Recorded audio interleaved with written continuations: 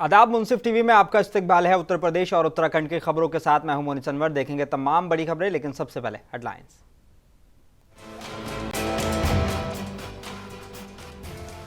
अयोध्या अहमदाबाद के बीच शुरू हुई इंडिगो की हवाई सेवा। मुख्यमंत्री योगी आदित्यनाथ ने दिखाई हरी झंडी।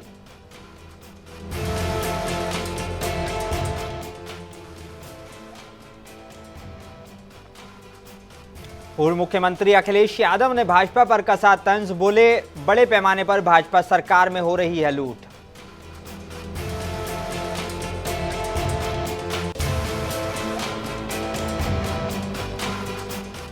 बाराबंकी में एक निजी कार्यक्रम में पहुंचे समाजवादी पार्टी के पूर्व कैबिनेट मंत्री अरविंद सिंह गोप। बोले, हम लोग सच्चे राम भक्त हैं, दिखावे के राम भक्त नहीं हैं।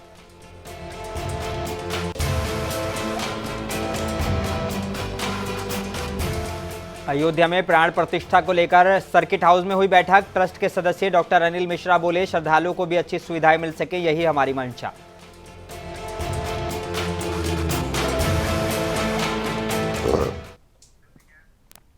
आइए बुलेटिन की शुरुआत करेंगे कुछ अहम और बड़ी खबरों के साथ। धर्मनगरी अयोध्या में राम जी के दर्शन पूजन की चाह रखने वाले श्रद्धालु और पर्यटकों को अहमदाबाद अयोध्या के बीच सीधी हवाई सेवा का विकल्प मिल गया है। मुख्यमंत्री योगी आदित्यनाथ ने आज आयोजित एक कार्यक्रम में अहमदाबाद अयोध्या के लिए इंडिगो एयरलाइंस की सीधी हवाई सेवा को शुभारंभ कर दिया है।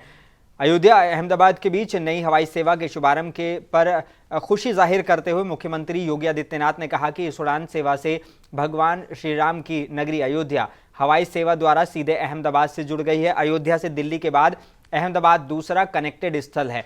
आगामी 15 जनवरी से मुंबई के लिए उड़ान सेवा आरंभ हो जाने के बाद मुंबई तीसरा कनेक्टेड स्थल हो जाएगा।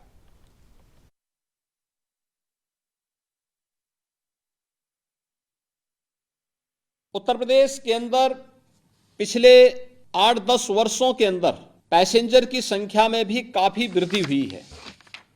अगर हम इन सबको देखते हैं, 2016-17 में लखनऊ के लिए कुल 39,68,000 पैसेंजर प्रतिदिन वायु सेवा का उपयोग करते थे। आज ये संख्या बढ़कर के 52,20,000 से अधिक हुई है। वाराणसी में 19,16,000 से बढ़कर के 25,21,000 हुई है। गोरखपुर में 54,000 से बढ़कर के 7,18,000 और प्रयागराज में 45,000 से बढ़कर के 5,71,000 यह पैसेंजर, यह प्रतिवर्ष आज इसमें बढ़ोतरी हम लोग इस रूप में देख सकते हैं। मुझे बताते हुए प्रसन्नता है कि अहमदाबाद अयोध्या या अयोध्या अहमदाबाद के बीच में जो ये सेवा प्रारंभ हो रही है, तो अहमदाबाद और गुजरात से जुड़े हुए श्रद्धालु जनों को अयोध्या आने में, इस सेवा का उपयोग करने में और आसानी से अयोध्या तक पहुंच बनाने में उन्हें मदद मिलेगी। या अयोध्या से समाजवादी पार्टी के अध्यक्ष अखिलेश यादव ने आज उत्तर प्रदेश के लखनऊ में इंडिया गठबंधन की सीट शेयरिंग पर अपना बयान जारी किया है। साथ ही भारतीय जनता पार्टी पर जोरदार हमला बोलते हुए भाजपा सरकार में बड़े पैमाने पर लूट का भी दावा किया है। अखिलेश यादव ने कहा कि मुझे उम्मीद है कि गठबंधन की जो बातचीत हो रही है अच्छे माहौल में हो रही है। इससे पता चलता है कि आपको बहुत जल्द अच्छे हालात देखने को मिलेंगे। समाजवादी पार्टी के अध्यक्ष अखिलेश यादव ने आगे ये भी कहा कि निवेश के जो सपने दिखाए गए थे कि उत्तर प्रदेश में 40 लाख करोड़ का निवेश आएगा, कितना निवेश पहुंचा है और उससे कितनी नौकरी और कितने लोगों को रोजगार मिला है, ये सरकार के पास कोई डेटा नहीं है।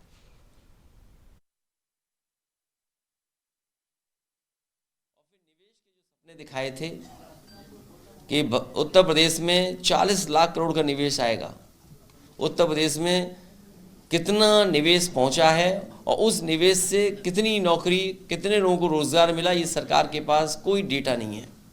और अब तो दूसरे प्रदेश के लोग भी निवेश के लिए उद्योगपतियों को बुला रहे हैं।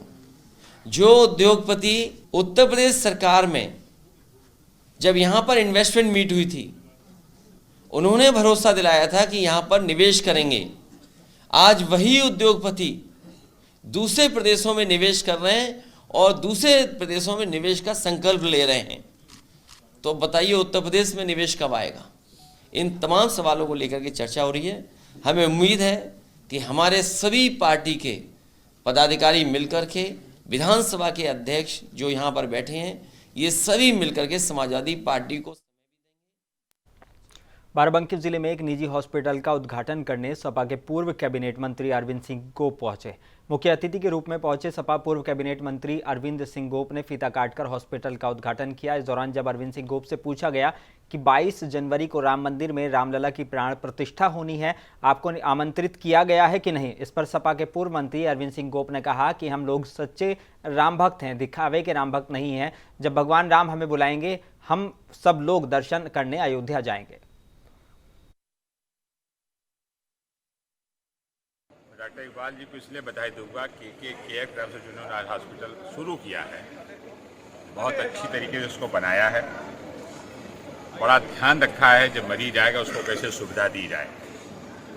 मैं उनको बधाई देना चाहता हूँ अच्छे नेक काम के लिए। निश्चित रूप से जब स्वास्थ्य सेवाएं सुधरेंगी, शिक्षा सुधरेगा, तो प्रदेश और देश का भी नाम होता है। मैं आज के दिन अपने नेता अखिलेश जी को इसलिए भी बधाई देना चाहता हूँ कि जहाँ विकास के तमाम उन्होंने काम किए 12 से 17 तक, स्वास्थ्य में इन्होंने एक विशेष क्रांति लाने काम की। जितने नए मेडिकल कॉलेज खुले और तमाम ट्रॉमा सेंटर खुले, उसमें अखिलेश जी का बहुत बड़ा योगदान है। मैं डॉक्टर इकबाल।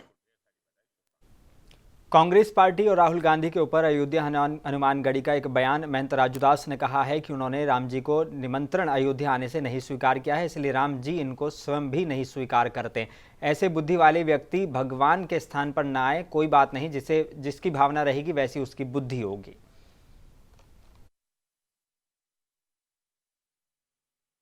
हम लोग शुरू से कह रहे थे कांग्रेस की मानसिकता शुद्ध रूप से सनातन विरोधी ही रहा है, लेकिन इतने दिनों तक राम जन्मभूमि का मामला लटका कर, भटका कर और भगवान राम को इतने दिनों तक टेंट में रखा, काल्पनिक कहा, साधु संतों को बोको हराम, आईएसआई, तालिबान से जोड़ दिया।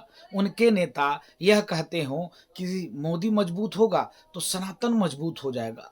इस प्रकार से भाव शुरू से रही है, तो राम जी कहाँ से बुलाएंगे? राम जी नहीं बुला सकते, इसके नाते उनको राम जी नहीं बुला रहे हैं। लेकिन इनकी मानसिकता जिस प्रकार से इन्होंने राम मंदिर का न्योता को ठुकराया है, उन्होंने निमंत्रण को नहीं ठुकराया है, उन्होंने भगवान राम को ठुकराया है। यस ना हो हाल तुम्हारा, रहा न कुल कोई रोबनहारा, ये स्थिति ना हो जाए कांग्रेस पार्टी का। भारतीय जनता पार्टी के अल्पसंख्यक मोर्चा के प्रदेश अध्यक्ष कुंवर बासित अली के ओर से एक प्रोग्राम शुरू किया जा रहा है, शुक्रिया मोदी भाईजान। इसका क्या मकसद है, इससे कितना लाभ होगा और किन लोगों के लिए ये कार्यक्रम है, आज हम जानेंगे। हमारे साथ इस विषय पर बातचीत करने के लिए मौजूद हैं अल्पसंख्यक मोर्चा के क्षेत्रीय उपाध्यक्ष अशफाक हुसैन जिया।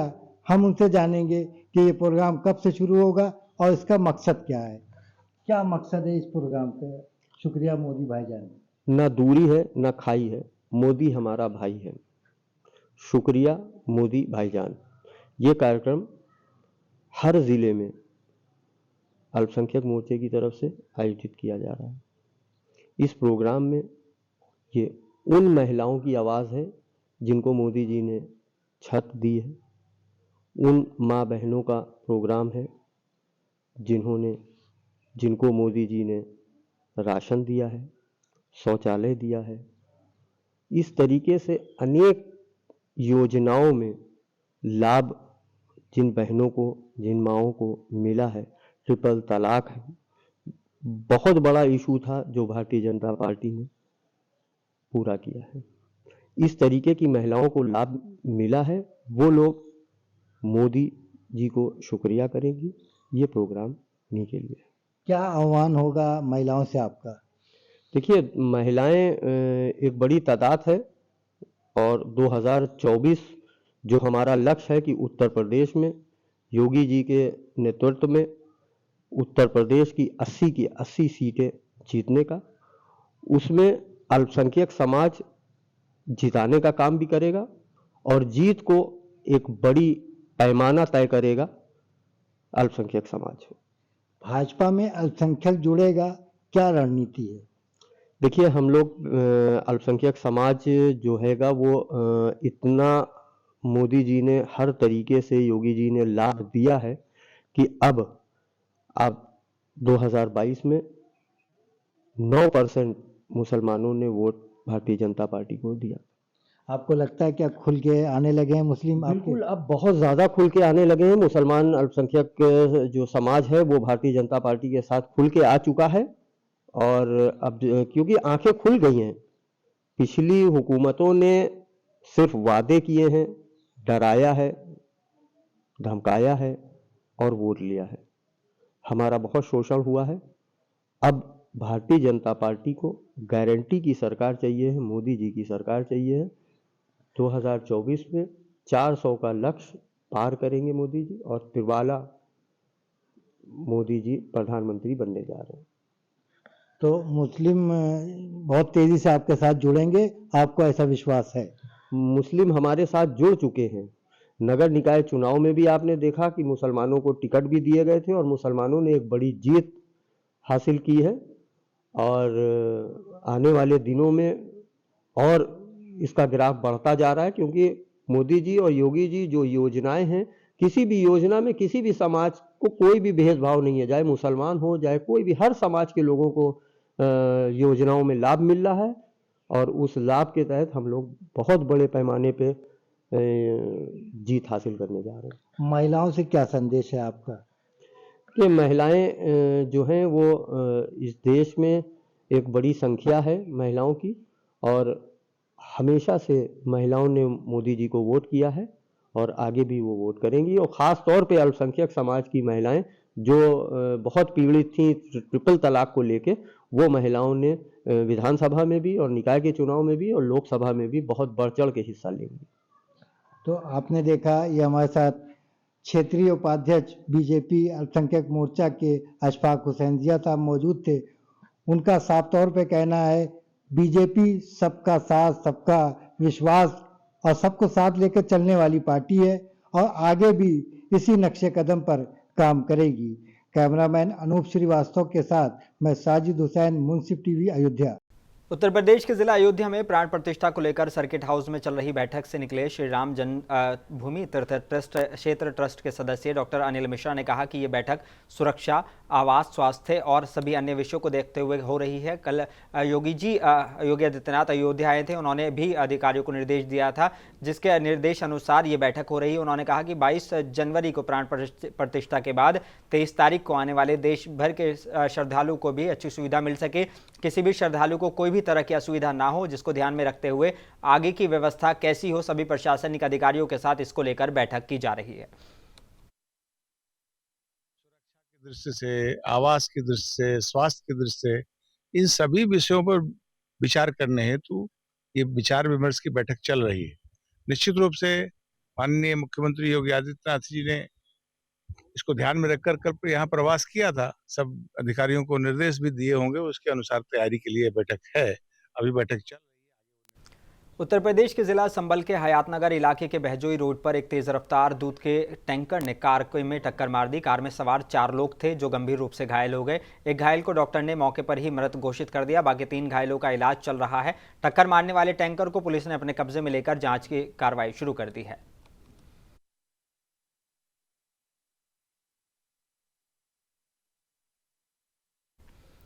उत्तर प्रदेश के जिला संभल के चंदौसी में दोपहर 2:05 पर बरेली की तरफ से जा रही 14,009 चंपारण सत्याग्रह एक्सप्रेस आने के लिए रेलवे फाटक 35B पर तैनात गेटमैन संजीव कुमार फाटक बंद कर रहा था। जब तक फाटक बंद हो पाता कि बता दें कि जूनावई निवासी केशव अपनी कार लेकर फाटक के अंदर घुस गया। गेटमैन ने समझा कि कार निकल गई, इसलिए उसने फाटक बंद कर दिया।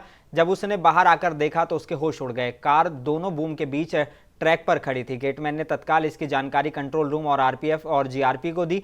आरपीएफ और जीआरपी मौके पर नहीं पहुंच सके। इस दौरान गेटमैन ने लाल झंडी दिखाकर ट्रेन को रुकवा दिया। हालांकि तब तक ट्रेन फाटक के बिल्कुल करीब आ चुकी थी। ट्रेन रुकने के बाद वहां खड़े सभी लोगों ने राहत की सांस ली। इसके बाद कार को बूम से चिपकाकर खड़ा किया गया। किसी तरह ट्रेन को 2:22 पर स्टेशन की तरफ रवाना किया गया। फाटक खुलने के बाद चालक कार लेकर वहां से चला गया और फिर यातायात सुचारू हो सका। बहरहाल एक बड़ा हादसा होने से टल गया। घटना के बाद स्टेशन अधीक्षक ने गेटमैन को स्टेशन बुलाकर पूछताछ की। इस बारे में मंडल के उच्च अधिकारियों को अवगत कराया गया। उच्च अधिकारियों के निर्देश के बाद गेटमैन को भी निलंबित कर दिया गया है। की थी, जो गेटमैन था उसको तुरंत उसमें गेट से हटा दिया गया, दूसरे गेटमैन को लगाया गया था और उसके बाद उसके गेटमैन के विरुद्ध कार्रवाई मंडल कार्यालय के आदेश अनुसार की जा रही है, उसको सस्पेंड कर दिया गया। कार चालक वाले आरपीएफ के अनुसार की जाएगी कार्रवाई। सर कार घुसने का कारण पता चला, किन कारणों की वजह से कार वहाँ घुस गई अंदर?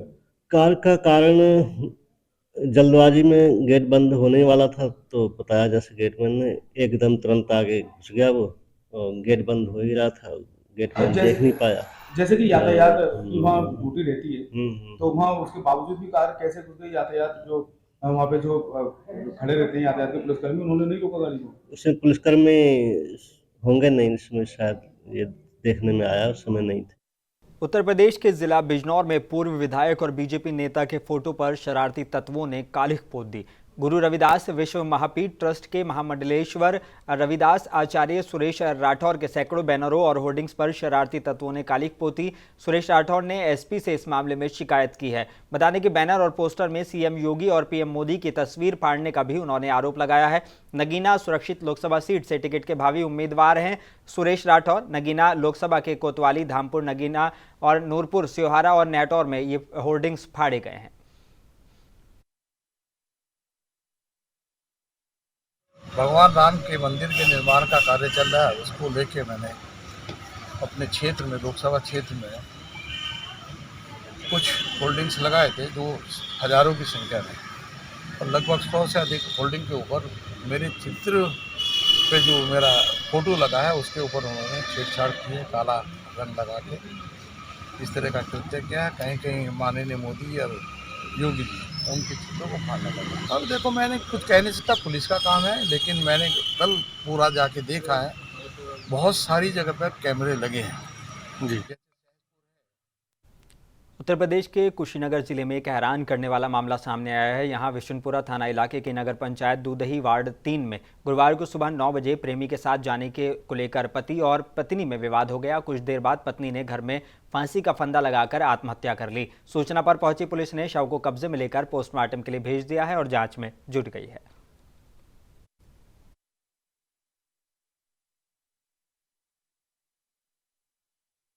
बाद से आए तो बोल चाल की, उसके बाद से मेरे जाने के बाद वो बोल रही थी कि हाँ सब सही है, कोई बात नहीं, कोई बात नहीं। हम 4 मोबाइल पकड़े हैं उसका बात करने में।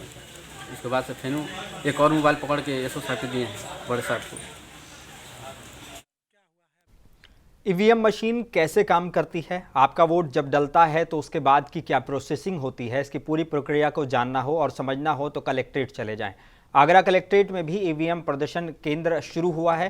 जिलाधिकारी भानुचंद्र गोस्वामी के द्वारा कलेक्ट्रेट स्थित जिला निर्वाचन कार्यालय पर ईवीएम प्रदर्शन केंद्र का फीता काटकर शुभारंभ किया गया। चुनाव आयोग के निर्देश अनुसार आगामी लोकसभा सामान्य निर्वाचन 2024 को देखते हुए आज कलेक्ट्रेट में और समस्त तहसील मुख्यालयों पर ईवीएम डिमॉन्स्ट्रेशन सेंटर की स्थापना के निर्देश दिए गए थे। जिलाधिकारी ने मॉक पोल कर अपना वोट डाला। इन केंद्रों पर कोई भी मतदाता मॉक पोल कर ईवीएम संबंधी प्रक्रिया को जान और समझ सकता है। इनके इस्तेमाल के बारे में सुदूर क्षेत्र तक प्रचार प्रसार करने के निर्देश है और यहाँ पर एक डेमोन्स्ट्रेशन सेंटर भी कलेक्ट्रेट में खोला जा रहा है ताकि जो भी लोग यहाँ से आए, कलेक्ट्रेट में आए या ईवीएम के बारे में जानकारी करना चाहते हो या कैसे काम करता है, वीवीपैट मशीन कैसे काम करती है, इसका डेमोन्स्ट्रेशन पूरे कार्यालय की अवधि जो है उसके दौरान लोगों को दिया जाता रहे। और यही प्रयास है कि लोगों के बीच इसको लेकर पूरी जागरूकता जाए, इसके कार्य करने के तरीके। और अगर आपको ईवीएम मशीन की जानकारी प्राप्त करनी है, ईवीएम मशीन मतलब जो जिस ईवीएम मशीन में आप अपना वोट डालने जाते हैं, जो वोट आपका अधिकार है, अगर उससे जुड़ी आपको जानकारी प्राप्त करनी है तो आपको जिला मुख्यालय कलेक्ट्रेट आना पड़ेगा। जी हाँ, बता दें कि आगरा के जिला अधिकारी भानुचंद्र गोस्वामी ने ईवीएम मशीन प्रदर्शनी का उद्घाटन किया है, जिसमें आप अपना वोट ईवीएम मशीन में कैसे डालते हैं और वो मशीन किस तरह से कार्य करती है, इस सारी जानकारी आपको यहाँ इस प्रदर्शनी में आने के बाद साझा हो पाएगी और आपको पता लग पाएगा कि जो वोट आप डालते हैं उस वोट को किस तरह से मशीन से ऑपरेट करती है, किस तरह से आपका वोट जाता है और उस मशीन का कार्य कैसे होता है। टीवी से विशाल गोस्वामी की रिपोर्ट, आगरा, उत्तर प्रदेश। उत्तर प्रदेश के जिला सिद्धार्थनगर में ईवीएम की गुणवत्ता को लेकर भारत निर्वाचन आयोग के निर्देशों को लेकर सभी तहसीलों और जिला निर्वाचन कार्यालय में ईवीएम प्रशिक्षण केंद्र स्थापित किए गए हैं, जिसके जरिए ईवीएम के बारे में सभी को बेदार किया जा सके। इस कार्यक्रम के अंतर्गत सिद्धार्थनगर जिले के नौगढ़ तहसील में ईवीएम प्रशिक्षण केंद्र का निरीक्षण करने जिलाधिकारी पवन अग्रवाल पहुंचे। इस दौरान ईवीएम और वीवीपैट मशीन का निरीक्षण जिलाधिकारी द्वारा किया गया और इस कार्यक्रम में लगाए गए कर्मियों से भी पूछताछ और उनके जरिए जानकारी हासिल की गई। इस दौरान सदर एसडीएम समेत तहसील के अन्य कर्मचारी अधिकारी मौजूद रहे। वहीं मीडिया से बात करते हुए जिलाधिकारी पवन अग्रवाल ने बताया कि ईवीएम प्रशिक्षण का कार्यक्रम शुरुआत की गई है और ये कार्यक्रम 1 महीने तक चलेगा, जिसमें कोई भी व्यक्ति ईवीएम पर वोट कर ईवीएम की गुणवत्ता चेक कर सकता है। माननीय भारत निर्वाचन आयोग के निर्देश के क्रम में सभी तहसीलों में और जिला निर्वाचन कार्यालय में, जो कि कलेक्ट्रेट में स्थित है, ईवीएम प्रदर्शन केंद्र बनाए गए हैं। ईवीएम डेमोन्स्ट्रेशन किया जा रहा है, जहां पर कोई भी नागरिक आकर अपना जो पूरी प्रक्रिया है। उत्तर प्रदेश के अमरोहा जिले के मंडी धनौरा थाना इलाके के अंतर्गत आने वाले कुआखेड़ा गांव में आज दिन दहाड़े सुबह नाई की दुकान में शेविंग करा रहे युवक को बाइक सवार 2 नकाबपोश बदमाशों ने गोली मार दी। इसके बाद उसकी मौके पर ही मौत हो गई। इस मामले की जानकारी मिलने के बाद इलाके में सनसनी फैल गई। मौके पर पहुंची पुलिस ने मृतक के शव को कब्जे में लेकर पोस्टमार्टम के लिए भेज दिया है और वैधानिक कार्रवाई शुरू कर दी है। अंतर्गत रविंद्र उर्फ कलवा नामक व्यक्ति की कुछ अज्ञात हमलावरों द्वारा गोली मारी गई, जिसके लिए सूचना पर तत्काल उनको प्राथमिक उपचार हेतु अस्पताल भेजा गया, जहां उनको मृत घोषित किया गया। अब विधिक कार्रवाई सुनिश्चित करते हुए तहरीर के आधार पर मुकदमा कायम किया जा रहा है और सभी अपराधियों को पकड़ने के प्रयास किए जा रहे हैं। उत्तर प्रदेश के देवरिया में सीबीआई की एंटी करप्शन ब्रांच ने देवरिया में बड़ौदा यूपी ग्रामीण बैंक की कंचनपुर शाखा के प्रबंधक और चपरासी को 2000 रुपए की रिश्वत लेते हुए रंगे हाथों गिरफ्तार किया है। बता दें कि वो खाद्य व्यापारी से 5 लाख रुपए की सीसी लिमिट करने के लिए 12,000 रुपए की रिश्वत की मांग कर रहे थे। सीबीआई ने शाखा प्रबंधक के देवरिया स्थित आवास पर छापा भी मारा है। उन्हें राजधानी स्थित सीबीआई की विशेष अदालत में पेश किया जाएगा।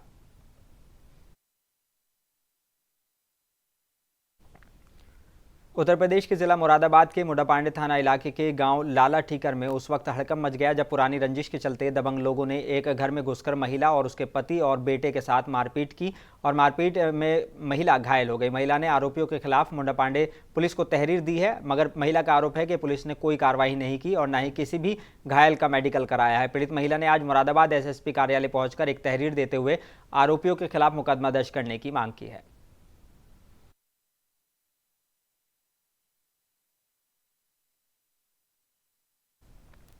उत्तर प्रदेश के मुरादाबाद जिला कलेक्ट्रेट पर आज उत्तर प्रदेश आशा वर्कर्स यूनियन ने जोरदार प्रदर्शन किया करते हुए सरकार से समय पर मानदेय देने की मांग की है। जनपद मुरादाबाद जिला कलेक्ट्रेट पर आज उत्तर प्रदेश आशा वर्कर्स यूनियन ने समय पर मानदेय न मिलने को लेकर जोरदार विरोध प्रदर्शन किया। सिटी मजिस्ट्रेट के माध्यम से मुख्यमंत्री के नाम ज्ञापन भेजा गया। इसके साथ ही सामुदायिक स्वास्थ्य केंद्र पर तैनात अधिकारियों पर कमीशन मांगने का भी उन्होंने आरोप लगाया।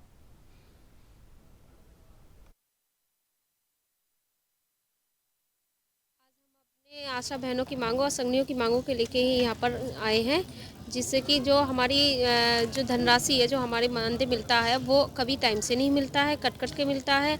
बाकी का जो भी मिलता भी है तो उसमें उनके लिए वसूली चाहिए कि हमें इतना पैसा दो, उतना पैसा दो, तब जाकर हमारा पूरा पैसा मिलता है। जिस जगह सीएचओ उत्तर प्रदेश के मुरादाबाद में चोरी की वारदातें थमने का नाम नहीं ले रही हैं। ताज़ा मामला मुरादाबाद के कोतवाली थाना इलाके के मंडी चौक से सामने आया है। मंडी चौक में रहने वाले एक सर्राफा व्यापारी ने एसएसपी से शिकायत करते हुए बताया कि बीती 6 जनवरी को 2 पुरुष और एक महिला उनकी दुकान पर आए और जेवरात खरीदने की बात कहकर जेवरात देखने लगे। ज्वेलर्स को बातों में लगाकर तीनों ने 3.25 लाख रुपए के सोने के जेवरात लेकर फरार हो गए। पास की दुकान में लगे सीसीटीवी कैमरे में देखा तो एक महिला 2 पुरुष जाते हुए दिखाई दिए। ज्वेलर्स ने कोतवाली पुलिस को इसकी सूचना दी। कोतवाली पुलिस का कहना है कि मामले की जांच की जा रही है। जांच करने के बाद जो भी दोषी होंगे उन्हें सलाखों के पीछे भेजा जाएगा।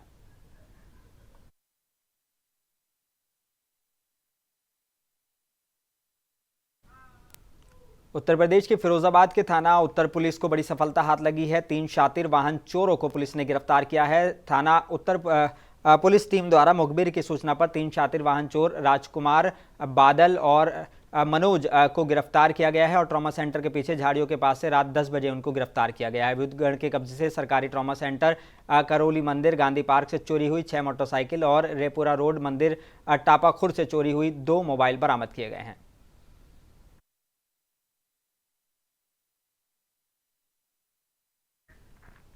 अयोध्या में रामलला के विग्रह की प्राण प्रतिष्ठा की तारीख जैसे तैसे नजदीक आ रही है। इंडो नेपाल बॉर्डर क्षेत्र में चौकसी तेज की जा रही है। भारत नेपाल सीमावर्ती क्षेत्र में सुरक्षा व्यवस्था के जांच के लिए पुलिस अधीक्षक बहराइच वृंदा शुक्ला ने सरहदी सीमा इलाके रुपईडीहा का दौरा किया। अंतर्राष्ट्रीय प्रवेश द्वार पर पहुंचने वाले वाहनों और लोगों के सघन तलाशी के निर्देश दिए हैं। अयोध्या में प्राण प्रतिष्ठा समारोह के बाद इस महीने गणतंत्र दिवस भी है। इन दोनों ऐतिहासिक दिनों पर सुरक्षा व्यवस्था चुस्त करने के लिए पुलिस अधीक्षक ने बॉर्डर के मुख्य मार्ग के अलावा नेपाल जाने वाले पगडंडी और चकमार्ग पर भी गश्त बढ़ाने का निर्देश दिया है।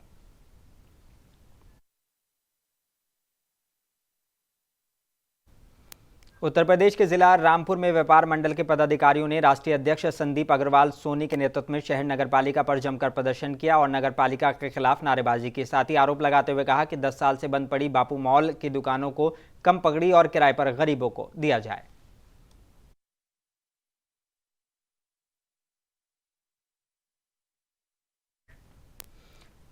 बुलेटिन में बस इतना ही। अपने मेजबान मोनी सनवर को दीजिए इजाजत। आप बने रहिए मुंसिफ टीवी के साथ।